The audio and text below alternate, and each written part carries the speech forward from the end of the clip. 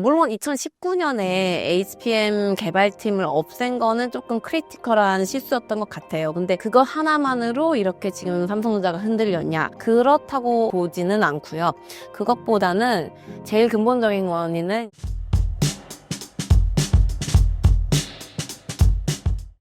네. 저는 헤럴드 경제에서 지금 6년차 기자를 하고 있는 김민지 기자고요. IT 쪽 부서를 거쳐서 지금 반도체 쪽을 맡은 지는 한 2년쯤 됐습니다. 지금 반도체랑 디스플레이, 그다음에 삼성전자, LG전자, SK하이닉스 이런 쪽을 맡고 있고요. 반도체가 요즘 워낙 투자자분들이나 뭐 개인분들한테도 너무 유명해지다 보니까 반도체를 기사를 쓴다고 하니 주변 사람들도 되게 많이 물어봐요. 삼성전자 주식 어떻게 되고 주가는 어떻게 될 거고 지금 투자 유망주가 또 뭐가 있냐 이런 걸 물어보는데 오늘은 좀 반도체 전체적인 업황이랑 그다음에 최근의 이슈들 그다음에 삼성전자의 위기나 미래 이런 거에 대해서 한번 말씀을 드려보도록 하겠습니다. 최근 삼성전자 주가 폭락의 이유가 무엇인가요? 사실 주가에 대해서 제가 좀 말씀을 드리기 좀 조심스럽지만 최근에 뭐 3분기 실적이나 요런 전반적인 거를 설명드리면서 말씀을 드리면 일단 반도체 부분 매출만 보면 3분기 기준 29조 2,700억 원, 그다음에 영업이익은 3조 8,600억 원을 기록했는데 매출은 사실 좀 선방했어요. 근데 이제 영업이익이 굉장히 중요한데 그게 전분기 대비, 전년 대비가 아니고 전분기 대비 40%나 감소를 했거든요. 근데 여기에는 물론 이제 그 DS 부문, 반도체 사업을 맡고 있는 DS 부문에 그 직원들한테 줘야 되는 성과급, 일회성 비용이 좀 있고요. 그게 영향을 끼치기는 했지만, 근데 가장 근본적인 문제는 HBM 사업이 지금 고대역폭 메모리죠. 그 AI 가속기에 탑재되는 HBM 사업이 원활하게 풀리지를 않고 있고, 그 상황에서 IT 기기 수요 회복이 기대보다 좀 적은 거예요. 그래서 범용 디램, 이제 삼성전자의 주요 사업인 범용 디램 실적까지 좀 부진했다는 그 두 가지가 악영향을 끼치면서 전분기 대비 영업이익이 줄어들었고, 이 실적이 나올 때 그 전영현 DS 부문 수장, 그다음 반도체 부문 수장인 전영현 부회장이 반성문을 일종의 냈어요. 근데 그 내용이 뭐였냐 하면 일단 계속 주변에서 제기했던 반도체 위기론에 대해서 인정을 일단 하고 지금 문제의 원인을 파악하겠다. 근원적인 기술력을 확보하고 그다음에 조직 문화를 개선을 해서 지금 최근에 실적 부진을 극복하고 경쟁력을 확보하겠다. 이런 내용을 좀 골자로 하고 있거든요. 근데 실적 부진 상황에서 이렇게 반도체 수장이나 어떤 삼성의 리더가 어찌 보면 적극적인 거죠. 적극적으로 반성문을 낸 것 자체가 굉장히 이례적인 일이고 그렇기 때문에 파장이 좀 컸고요. 근데 이에 대해서는 저도 좀 주변에 이제 관계자분들 말을 들어보면 굉장히 양면적인 시각이 존재를 하더라고요. 일단 이런 반성문을 낸 것 자체가, 메시지를 낸 것 자체가 유의미하다, 긍정적이다. 이렇게 우리가 문제를 파악하고 있고 알고 있다. 근데 그거에 대한 쇄신에 대한 의지를 보여줌으로써 좀 투자자들한테 어떻게 보면 신뢰를 준 거 아니냐 이런 평가가 또 한 가지 있고요. 근데 반대로 굳이 이런 반성문을 냈어야 했을까? 대외적으로 인정하는 꼴 아니냐? 약간 이런 부정적인 주가에 오히려 더 악영향을 끼칠 수 있는데 그렇게 좀 무리수를 둔 거 아니냐라는 반대의 평가도 있습니다. 근데 지금 당장 다음 주죠. 이제 12월 7일이 삼성전자가 반도체 사업을 시작한 지 50주년이 되는 해인데, 이게 굉장히 큰 행사를 할 계획이었거든요. 근데 요즘은 좀 분위기가 너무 안 좋고, 지금 연말까지도 아직 회복되고 있지 않기 때문에, 그래서 뭐 반도체 50주년이라고 해서 큰 행사를 하진 못할 것 같고, 오프라인 행사도 거의 취소하고 좀 조용히 넘어갈 것 같습니다. 최근 삼성전자 위기설이 계속해서 대두되는 이유가 무엇인가요? 저는 사실 뭐 딱 요거 하나가 이유다 아니면 결정적인 원인이다라고 생각을 하고 있지는 않고 물론 2019년에 HBM 개발팀을 없앤 거는 조금 크리티컬한 실수였던 것 같아요. 근데 그거 하나만으로 이렇게 지금 삼성전자가 흔들렸냐? 그렇다고 보지는 않고요. 그것보다는 제일 근본적인 원인은 이제 AI가 도입되고 최근에 IT 시대가 정말 빠르게 바뀌고 있는데 빠르게 바뀌는 변화에 제대로 대응을 못하는 것 같아요. 네, 그게 삼성전자의 지금의 실수나 위기를 만들지 않았나 생각을 하고, 근데 물론 아무래도 반도체 인직원만 지금 10만 명이 넘고, 글로벌 회사로 규모가 정말 빠르게 성장을 했고, 심지어 또 1등도 오래 했어요. 그러다 보니까 요즘과 같은 빠른 변화에 상대적으로 이렇게 유연하게 바로바로 대응을 하기가 어려운 조직이 된 거죠. 그래서 그게 개인적으로 가장 컸다고 보고, 그렇기 때문에 저는 전효영 부회장이 개인적으로 이번에 뭐 반성문을 내고 이랬던 것이 조직 체질 개선에 좀 맞춰져 있었으면 좋겠고, 이런 크게 변한 조직을 어떻게 이렇게 점차 빠르게 변하는 시대에 잘 유연하게 대응할 수 있도록 바꿀 수 있을까? 그게 좀 중요한 것 같습니다. 예. 과거에 현재와 같은 삼성전자의 위기는 없었나요? 물론 과거에도 반도체 부문도 있었고, 그다음에 가전 부문도 있었고, 이런 비슷한 위기는 있었는데요.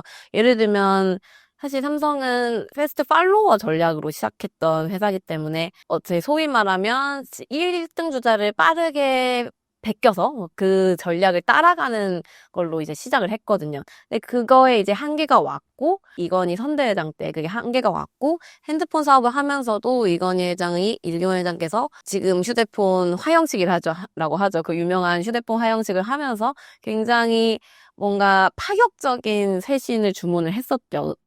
근데 그때의 위기랑 지금의 위기가 좀 다른 거는 조직의 규모가 일단 달라졌고, 그 다음에 시대가 달라졌고, 그 다음에 임직원들의 마인드가 달라진 거죠. 사실 지금 그때처럼 이래라고 하면 주 6일 이래라, 주 7일 이래라 이렇게 하는 게 현대 시대에서는 통하지가 않잖아요.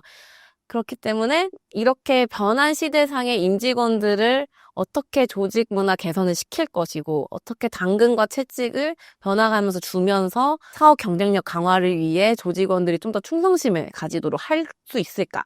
그게 조금 다른 부분인 것 같아요. 왜냐하면 옛날에는 회사에 충성심을 가지는 게 거의 기본이었어요. 하지만 지금은 그렇지 않으니까. 반도체 가전까지 치면 27만 명이 지금 그 글로벌 임직원으로 있거든요. 그 많은 직원들을 어떻게 우리의 비전에 맞게 따라가게 할 것인가? 어떻게 좀 더 정말 열심히 일하게 할 것인가? 그게 제일 관건인 거죠. 네. 현재의 위기를 극복하기 위해서 삼성전자는 어떤 전략을 취하고 있나요? 조직 문화 차원에서 보면 좀 이제 고객을 조금 더 생각하게 된 것 같아요. 이게 제가 말씀드리고 싶은 게 삼성전자가 위기긴 하지만 삼성전자가 망할 일은 없을 거거든요. 국가 핵심 산업이기도 하고 삼성전자가 지금까지 3, 40년 동안 이 글로벌 반도체 시장에서 쌓아온 역량과 네트워크의 힘은 무시를 못할 거고 그 누구도 여전히 넘보기가 힘들 거고요. 근데 다만 AI 시대에서 중요한 거는 예전처럼 이 메모리는 찍어내는 그냥 그런 보급형 디램이었는데 지금 AI 시대에서는 각 고객사가 원하는 게 다 다르단 말이에요. 우리한테 맞는 요러한 메모리 만들어주세요. 뭐 결합 메모리 만들어주세요. 다 주문이 다 다른데 삼성전자는 사실 이거에 익숙하지 않았던 거예요. 그래서 삼성전자는 지금까지 늘 해오듯이 우리는 줄게. 그냥 우리가 없으면 너희 못 받는 거고 약간 이런 마인드를 가지고 있었는데 이제는 AI 시대에서는 고객들이 원하는 게 정말 중요하구나.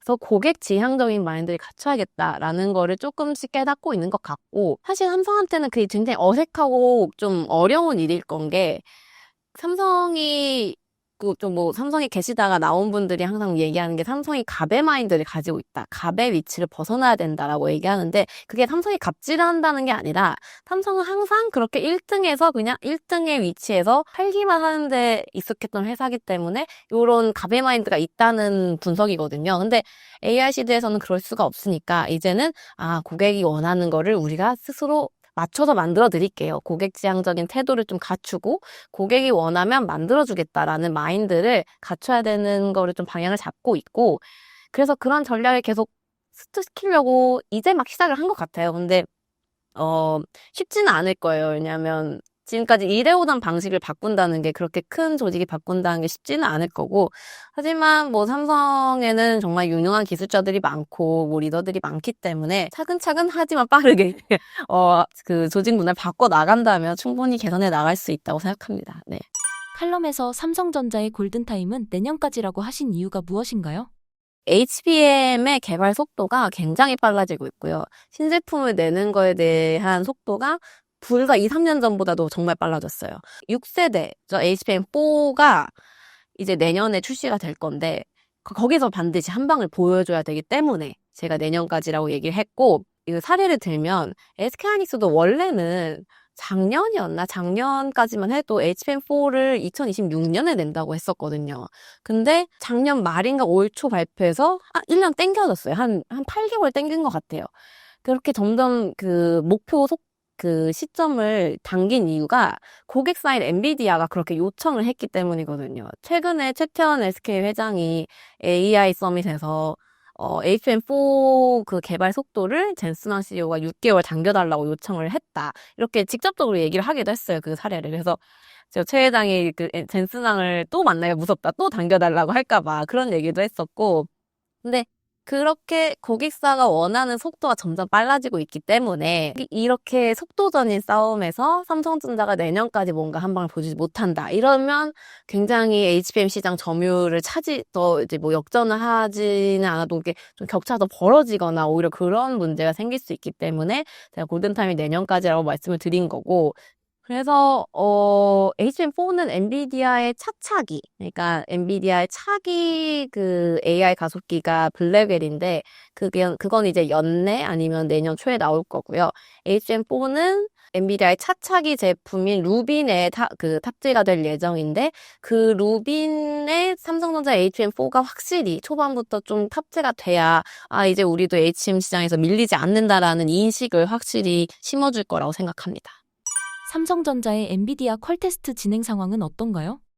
일단 사전에 좀 말씀드려야 될 게 HBM 그 납품 과정에서의 품질 테스트가 어느 정도 이 밸류를 가지고 있냐, 그것부터 좀 말씀을 드리면, 품질 테스트 통과라는 게 제가 관계자분들한테 들어보니까 어떤 공식적인 서류로 이거 통과라는 그런 건 없다고 하더라고요. 근데 다만 품질 테스트를 과정에서 여러 번 고객사와 이제 피드백을 주고 받으면서 요런 걸 고쳐달라, 요런 걸 좀 시정해달라, 수없이 많은 왔다 갔다 하는데, 그게 이제 최종적으로 대량 양산을 할 정도의 품질 테스트 됐다라고, 그럼 오케이 그냥 구두로 하는 경우도 있고요. 그럼 품질 테스트가 통과됐다라는 거는 어떻게 증명할 수가 있냐? 이 HBM의 그 대량 양산이 시작됐다라는 게 곧 품질 테스트 통과거든요. 어쨌든 최종 단계니까. 즉 대량 양산 시작이 퀄 테스트 통과라고 봐야 하는데, 그러면 삼성의 HBM3E, 이제 5세대라고 할게요. 5세대 8단, 12단 대량 양산을 시작했냐라고 보면, 어제 나온 기사에서도 봤듯이 젠슨왕이 블룸버그에 삼성 HBM 납품 승인을 위해서 최대한 빠르게 작업하고 있다라고 했거든요. 이건 물론 청신호는 맞아요. 하지만 반대로 아직 납품은 하지 않았다라는 의미거든요. 그 삼성이 3분기 실적 발표 컨콜에서 현재 HBM3E 5세대 8단, 12단을 모두 양산 판매하고 있는데, 주요 고객사 품질 테스트 과정상 중요한 단계를 완료하는 유의미한 진전을 확보했다. 4분기 중 판매 확대가 가능할 전망이다 라고 했거든요.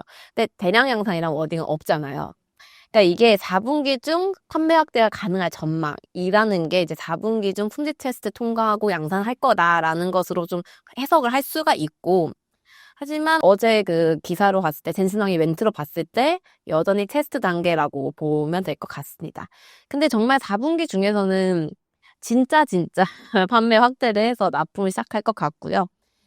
저 실적 컨콜이 10월 말이었고, 오늘 젠슨왕 멘트가 나왔으니까 뭐 다음 달쯤에 납품 시작되지 않을까 생각이 듭니다. 늦어도 내년 1분기에는 확실하게 대량 양산을 시작할 것 같습니다. 정말 대량 양산에 들어가게 되면 주가에 긍정적인 영향을 줄 수 있을까요? 기사가 나오고도 주가가 조금 오르긴 했는데, 문제는 지금까지 삼성전자의 엔비디아 HBM 납품을 두고 수없이 많은 루머가 나왔었어요. 그리고 이게 외신도 나왔었고, 근데 그게 또 사실로 아닌 걸로 밝혀졌거든요. 그때마다 이제 효과가 반감이 됐던 거예요. 거의 지금 삼성전자가 엔비디아의 HBM3E를 납품하겠다고 한 게 올 3월이었거든요. 그러면 지금 한 9개월 동안 이 품질 테스트가 진행이 됐던 건데, 그 과정에서 한다 했는데 아니었고, 이게 투자자들의 좀 신뢰를 낮춘 것 같아요.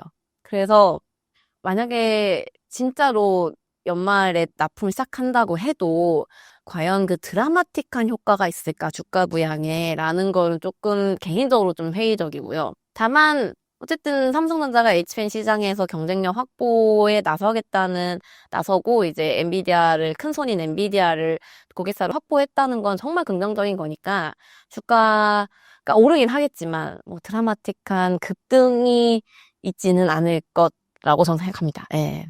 삼성전자가 지금의 위기를 타개하기 위해서 취해야 할 전략을 하나만 꼽자면 무엇이 있을까요? 그 파운드리를 이제 시작한 게 2017년이니까 한 8년쯤 됐는데 지금 파운드리에 투자를 분산하고 한눈을 팔았다고 할까요? 한 그런 파운드리에 조금 투자가 분산되면서 메모리 경쟁력을 잃었다라고 보는 분도 있어요. 그래서 사실 저는 그게 뭐 맞는지 아닌지는 잘 모르겠지만 만약에 삼성전자가 정말 위기를 타개한다고 한다면 목표를 삼는다면 메모리에 좀 더 경쟁력 있고 좀 더 신빙성 있고 좀 더 승부 볼 수 있는 가능성이 높은 삼성전자가 사업에서 성공하게 가능성이 높은 메모리에 총력을 가야 되지 않을까. 그러니까 재화나 뭐 인력은 다 한정되잖아요. 근데 그거를 어떻게 하면 잘 투자를 하냐 이건데 지금 단계에서는 메모리에 좀 총력을 가야 될 것 같아요. 근데 그래서 지금 전영용 부회장이 하고 있는 것도 파운드리 좀 투자 속도를 조절을 하고, 뭐, 파운드리 공장 가동 시점을 좀 연기하고, 그리고 반도체 연구소 쪽도 인력들도 뭐 메모리 사업으로 좀 돌린다던가, 요런 좀 인력과 투자를 다시 재분배를 하고 있거든요. 좀 긍정적이라고 생각을 하고, 요게 좀 효과가 빨리 나왔으면 좋겠다라고 생각을 합니다. 네.